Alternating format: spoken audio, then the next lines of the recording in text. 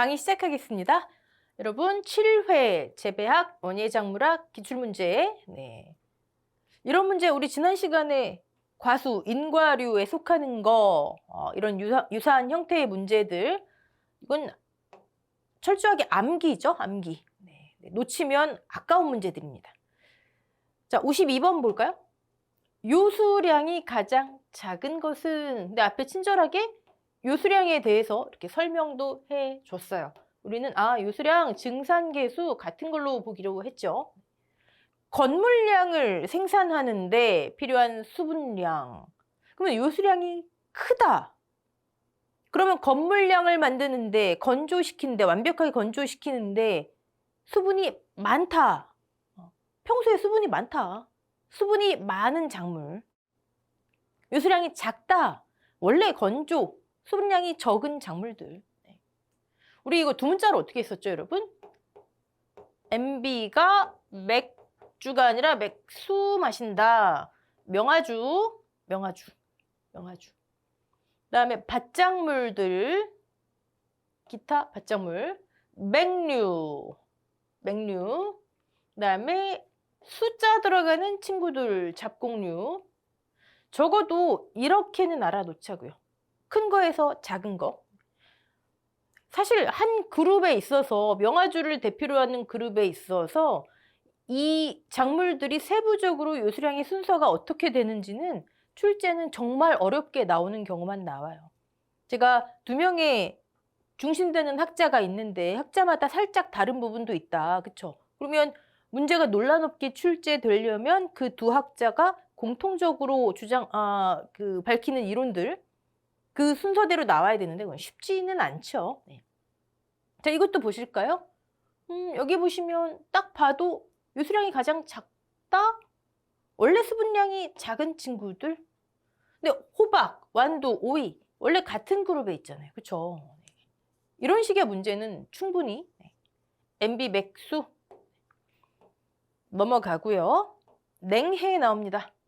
지난 시간에는 수해, 습해, 토양 속에 산소 부족부터 시작하면 된다. 그러면 냉해, 동해, 고온해, 열해 말하는 거죠. 이런 거는 세포 막부터 시작하면 된다. 근데 그거는 이제 다음에 다시 말씀드리고 냉해에서는요.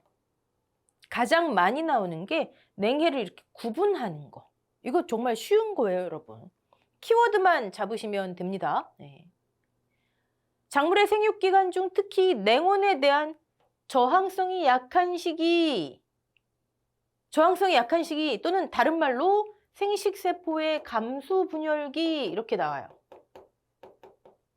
그러면 장해형 냉해.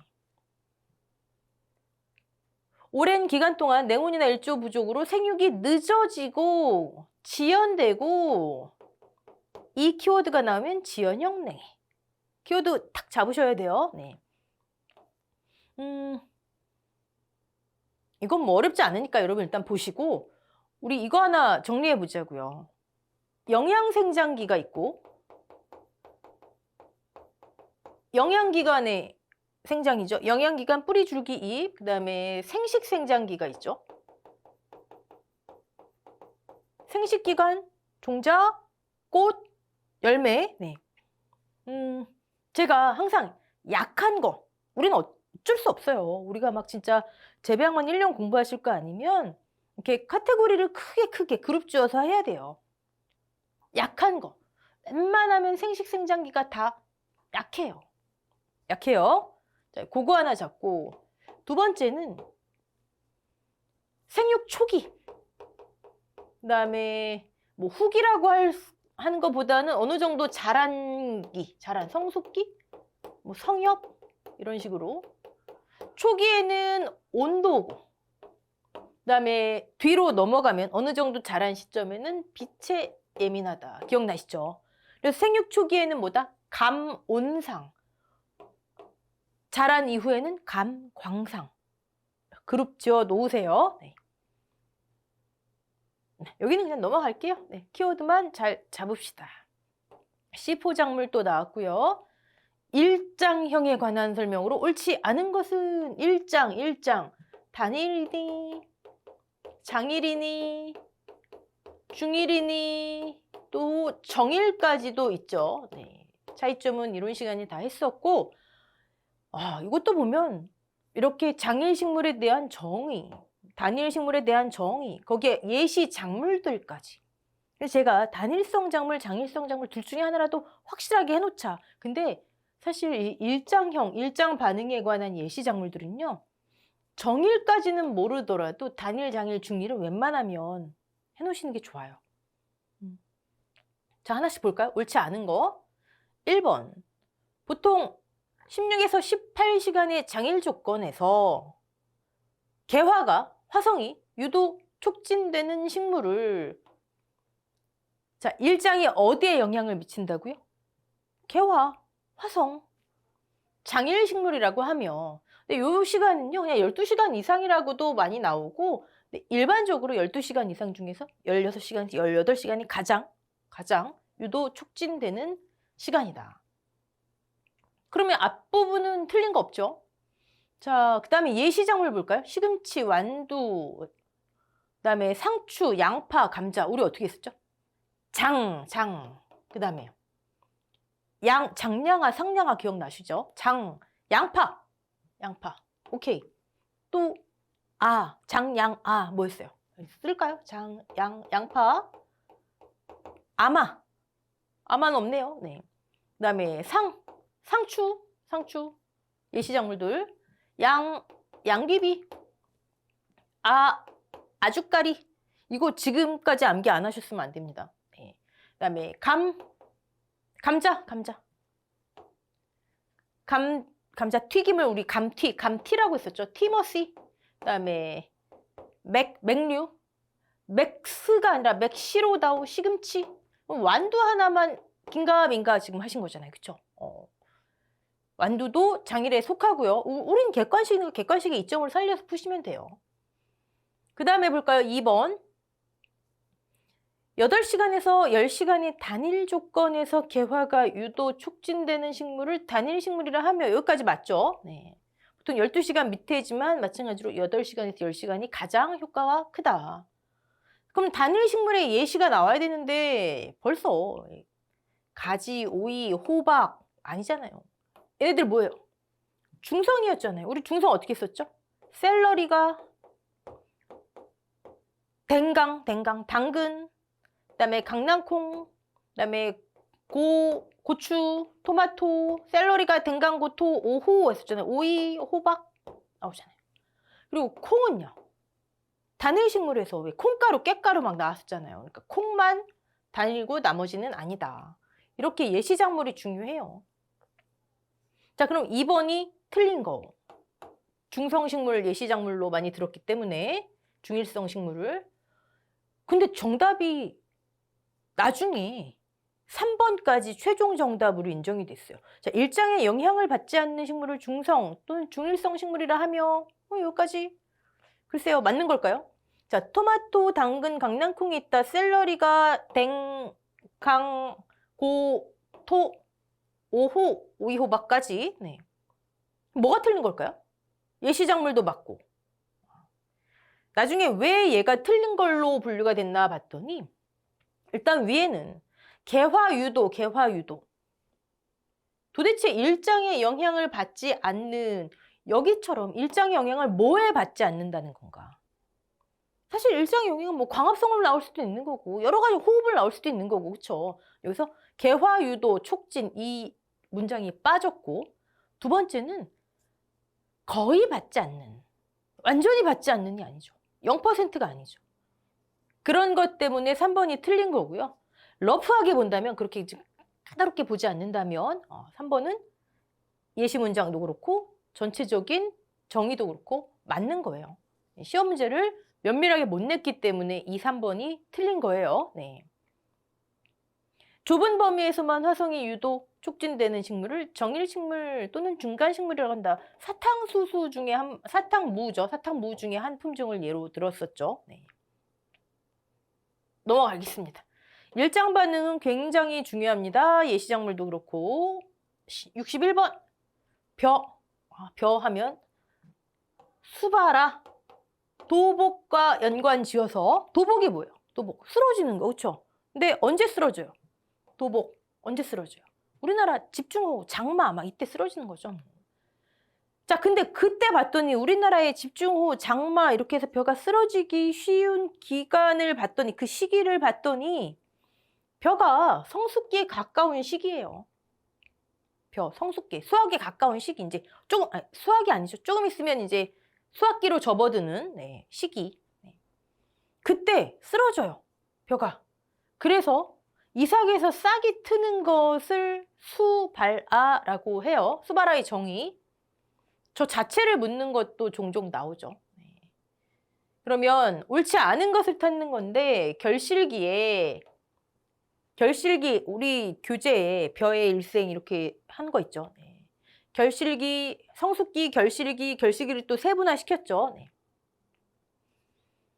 다 익은 시기에 이거를 굉장히 세분화 시킨다면 뭐 유숙기, 황숙기 뭐 이런 식으로 나올 수도 있겠지만 우리는 그냥 성숙기에 가까운 곧 결실기에 접어드는 이렇게 인식하시면 됩니다.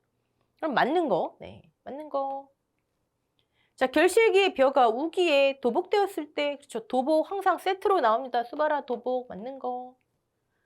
조생종이 만생종보다 잘 발생한다. 맞는 거 우리 기억나시죠? 조생종, 만생종. 왜요? 조생종. 벼는 고온에서 휴면이 타파된다. 그럼 조생종을 심었을 때 휴면이 타파돼서 발화돼서 막 성숙기에 접어드는 시기가 우리나라 장마철하고 딱 맞딱 떨어지는 거예요. 이해되시죠? 그 시기 때문에 그래요. 그래서 벼는 조생종이 더 수발화 가능성이 큽니다. 확률이 큽니다. 또 하나 있었죠? 이 부등호 있는 거. 뭐 있죠? 자포니카하고 인디카 또는 통일형 품종. 통일벼. 자포니카가 크다.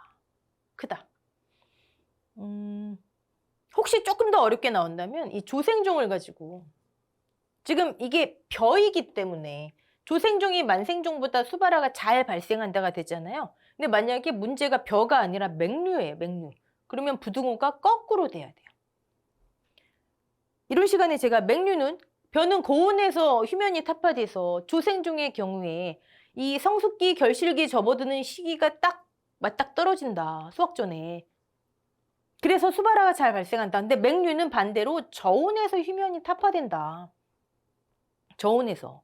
그래서 조생종의 경우에는 겨울철 저온 지나고 수확 다 끝난 이후에 이 시기가 와요. 그러면 수확을 좀 늦게 생육기간이 좀 늦는 만생종이 더 수발화가 잘 발생하는 거예요. 그래서 문제가 벼인지 맹류인지 조생종, 만생종은 그걸 구분하셔야 됩니다. 아니 이거는 뭐 휴면성이 약한 품종이 지금 싹이 트는 거잖아요. 휴면이 강하면 계속 자고 있죠. 그렇죠? 휴면성이 약한 품종이 강한 것보다 더 잘 발생한다. 4번이 답이 되겠죠. 휴면성을 치면은 약한 게 강한 것보다. 됐죠? 수발화, 도복 이렇게 1번, 죄송합니다. 1번, 2번, 3번. 이 조생종, 만생종은 벼, 맹류가 반대더라. 넘어가고요. 67번. 온도 적응성. 고온이 아니다. 호냉성, 호온성. 예시작물을 다 암시하시면 좋고, 만약에 그게 힘들다면 우리는 호냉성은 대부분의 엽경체류. 쭉 그렇죠.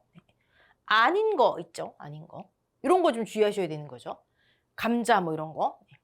호온성 대부분의 과체류. 가직과 박과 이런 친구들. 자, 이거 맞추는 건 뭐 어렵지 않고요.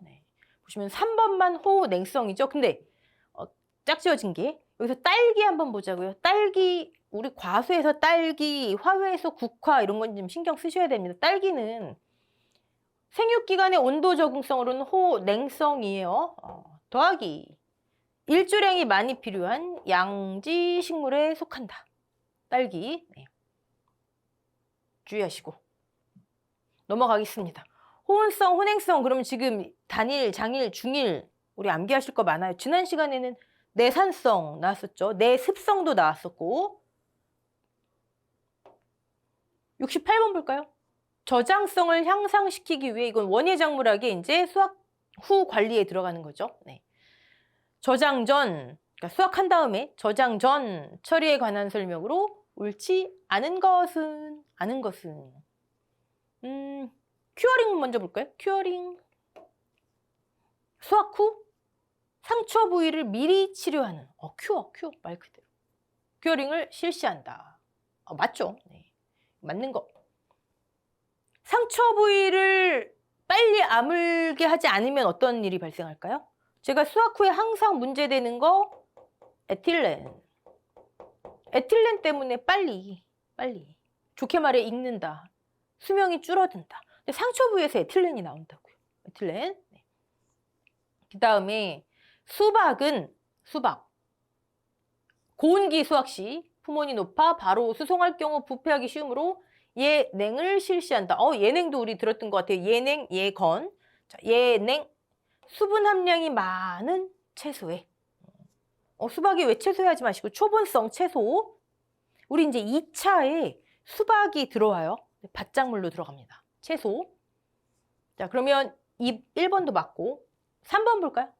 마늘은 휴면이 끝나면 싹이 터서 상품성이 저하될 수 있으므로 그렇죠. 맹아 억제제도 우리 봤죠?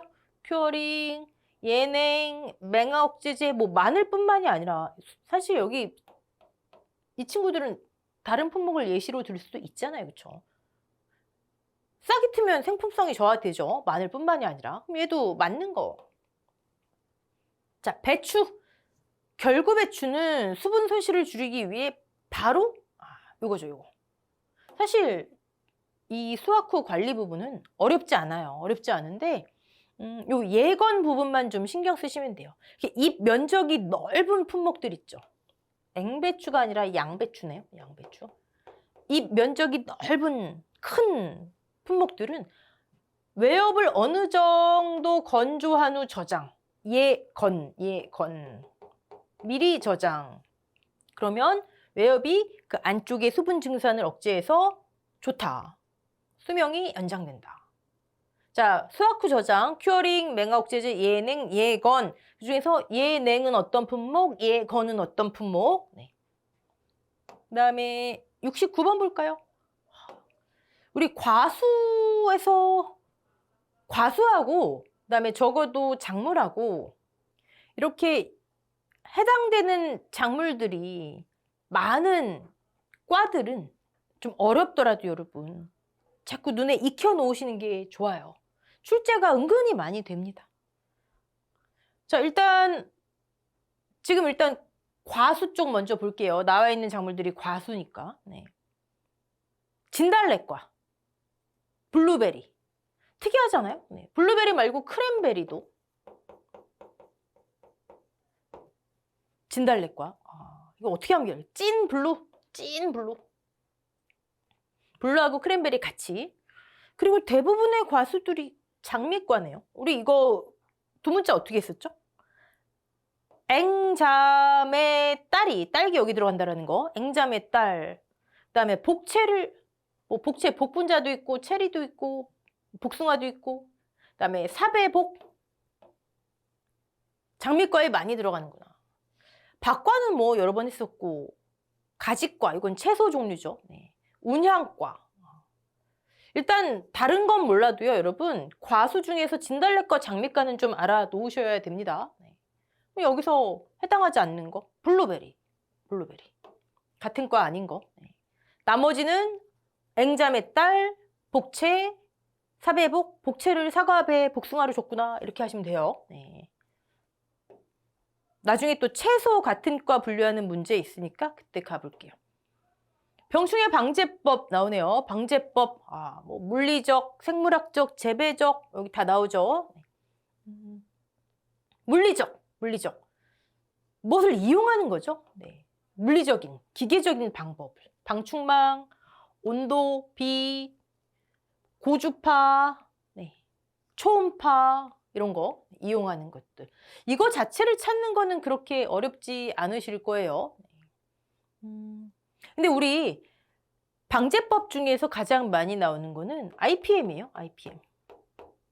병해충 종합방제법. 뭐죠? 종합방제법.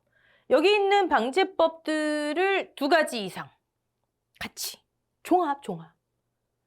근데 이 목적은 뭘까요? IPM, 병해충 종합방제법의 목적. 농약의 최소화. 지금 약재를 최소화시키는 거죠. 그 다음에 IPM하고 딱 하면 여러분 떠오르셔야 되는 거, 예시로 뭐가 많이 나오냐면 성페로몬의 활용. 그 다음에 수컷 불임화. 예시로 참 많이 나옵니다. 방제법 자체 고르는 건 어렵지 않아요. 오케이. IPM. 72번 볼게요. 또 나옵니다. 곰팡이병, 즉 진균에 의한 병하고 세균에 의한 병하고 그다음에 바이러스 구분하시는 거. 근데 바이러스병은 구분이 어렵지 않아요. 다 이렇게 V자가 들어가니까 바이러스가 들어가요. V자가. 오갈병 정도만 좀 신경 써두면 되겠죠. 바이러스병의 특징이 이렇게 바이러스가 들어간다. 오갈병. 그 다음에 또 뭐 있을까요? 무늬가 생겨요. 무늬. 무늬자가 나온 바이러스병입니다. 그 다음에 세균병 볼까요? 세균병의 특징은 무르고, 그 다음에 악취가 나고, 이런 특징이 나오면 세균병, 무늬는 바이러스, 세균병, 그 다음에 균류, 즉 곰팡이병, 진균이든 잔황균이든 하여튼 균류, 여러 가지 균이 있겠죠. 이 친구들의 특징은 일단 시든다, 그 다음에 부패한다. 자, 무르고 악취 이거하고 시든다, 부패한다를 아예 별개로 여러분, 부패를 또 이렇게 연결지어서 보지 마시고 별개로 인식하시고, 증상은 이렇습니다. 증상. 근데 이런 증상을 묻는 것도 아주 가끔 나오지만 실제로는 이런 형태의 문제들. 세균병에 곰팡이병 하나 섞어 놓는다든가 반대인 거라든가 그런 문제 많이 나오죠. 그럼 결론적으로 뭐예요? 곰팡이병 아니면 세균병 둘 중에 하나는 확실하게 암기해 놓으셔야 된다는 얘기예요. 자, 곰팡이병 볼까요? 역탄균. 자꾸 눈에 익숙하게 역탄균, 도노잘. 여기 잘록병 또는 모잘록병 이렇게 나오기도 하죠. 잘록병 중에 한 종류인가 봐요. 도노잘. 그다음에 여기 나오는 불안병도 곰팡이병이에요. 불안병.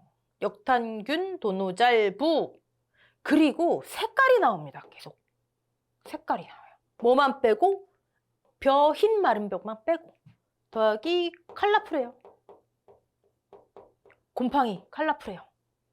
자, 역탄균, 도노잘부, 칼라풀하다. 벼 흰 마름만 빼고. 그리고 시든다 그랬죠. 그럼 시든병도 여기 들어가요. 시드름병 또는 시든병. 시드름병. 됐죠? 그럼 여기 여러분 세균병 한번 볼까요? 무르다 그랬잖아요. 무름병, 세균병, 마름병도 여기 들어가고. 근데 요거 벼 흰만 좀 주의하세요. 시든다, 벼, 마르다, 색깔, 흰색. 그러면 균류, 곰팡이병이겠구나. 벼 흰마름병만 좀 주의하세요. 둘 중에 하나는 확실히 암기해 놓자. 자, 그럼 세균에 의한 병으로만 나열한 것은 일단 불안병은 다 곰팡이병이에요. 불안병 빼고, 탄저병 빼고 얘 나오네요. 화상병 또는 과수화상병입니다. 과수화상병. 그리고 여기 근암종이 아니라 근도암종이에요. 하나 빠졌네요. 근도암종병. 오케이. 이 문제도 매회 나옵니다. 거의 매회 나와요. 넘어가겠습니다. 지난 회차에서는 해충하고 천적이 나왔잖아요. 그럼 여러분 결론은 해충, 천적 그쪽이 나오든 병해충이잖아요. 아니면 병해가 나오든 그쵸? 그리고 방제법 나오고. 방제는 잡초 방제하고 병해충 방제가 있는데 병해충 방제 쪽이 훨씬 더 많이 나옵니다.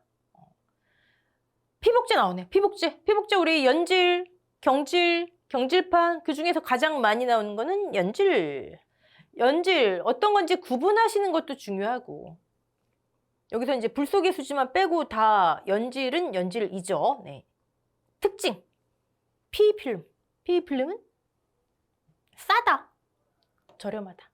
하지만 그만큼 수명이 짧다. 가장 널리 이용되고 있다. 지금 피필름의 키워드. 네. 좋은 거. 먼지가 잘 부착되지 않는다. 먼지가 잘 부착되면 어떻게 되죠? 시간이 지날수록 더러워지니까 투각률이 떨어질 거 아니에요. 그렇죠? 먼지가 잘 부착되지 않는다. 연결시켜 놓으세요. PE 필름 아니면 그 다음에 많이 나오는 건 PVC 염화비닐 필름이 나와요. 염화비닐 필름은요. 연질 필름 중 보온성이 가장 높은 거. 보온성이 가장 높고 지금 PVC 하는 거예요. 그 다음에 연질 중에 PVC는 반대. 먼지가 잘 달라붙어요. 먼지가 잘 달라붙는다. 그럼 시간이 지나면 더러워지니까 광투가율이 떨어진다. 세 번째, 자 붙는다. 자기들끼리도 잘 붙어요. 서로 잘 달라붙는다. 붙는다. 2개. 취급이 불편하다 얘기가 되겠죠. 그 다음에 네 번째, 소각할 때 독성 물질이 나온다. 어쨌든 가장 중요한 거는 연질 중에 P는 투광성, 광투가율, 잘 안 달라붙으니까 먼지가. PVC는 보온성. 반대로 되게 잘 달라붙는구나, 자기들끼리. 오케이. 자, 그 다음에 75번. 양액재배 나오네요, 양액재배. 자, 양액재배는 수경 배지가 있고, 그 다음에 고형 배지가 있죠. 은근히 나옵니다, 은근히. 고형은 우리 어떻게 했었죠? 유기물, 무기물, 혼합 배지. 유기물은 뭐 있었죠? 피트모스. 이거 묻는 거 나왔었어요. 또 코이어, 왕겨. 코이어가 야자 섬유 말씀드렸죠? 무기물은 여기 나오는 버미큘라이트, 펄라이트, 뭐 또 제올라이트 이런 것들. 네. 그런 거구나. 지금 와서 이제 양액 재배가 뭐예요? 이거는 우리 다 끝난 얘기예요. 자, 수경 재배는 뭐가 있을까요? 수경은 크게 담액이 있고요. 여기 지금 담액. 담근다. 여러분, 담근대요. 양액 속에 담근대요. 양액은 뭐가 없어요? 산소가 부족할 거 아니에요. 물이니까. 산소가 부족해요. 산소 공급 장치가 있어야 돼요. 산소 공급 장치에 따라서 3가지로 교재에 분류해 놨잖아요. 그쵸? 네. 담액 말고는 또 뭐가 있죠? 담액 말고는 순환형이 있어요. 순환형은 완전히 담그는 게 아니에요. 순환형 중에 가장 많이 나오는 게 NFT 또는 박막수경이라고 나오죠. 뿌리 밑에는 뿌리 아랫부분은 용액 속에 담가서 양분을 공급받고 위는 산소에 노출시키고, 그쵸? 그거. 네. 다시 수경, 담액, 순환형 얘도 많이 나오고 담액은 담근다. 산소 공급 장치 항상 기억하셔야 됩니다. 우리 재배학, 원예작물학을 너무 디테일하게 들어가면 끝도 없어요. 그러니까 항상 그룹 지어서 이미지화 시켜서 하셔야 돼요. 자, 일단 지난 시간에 내산성 강한 작물, 내습성 강한 작물, 그 다음에 이번 강에서는 단일, 장일, 중일, 일장 반응, 그건 다 암기하세요. 단일, 장일, 중일. 그 다음에 또 뭐 있었죠? 이번 강에서 또 작물 나오는 거, 습해 강한 작물. 네. 이번 강의 작물 분류, 그 다음에 식물학적인 분류, 과 분류 중에서 진달래과, 장미과, 과수. 여러분, 이건 암기밖에 답이 없어요. 자, 여기까지 하고요. 다음 시간에 또 마저 이어가도록 하겠습니다. 수고하셨습니다.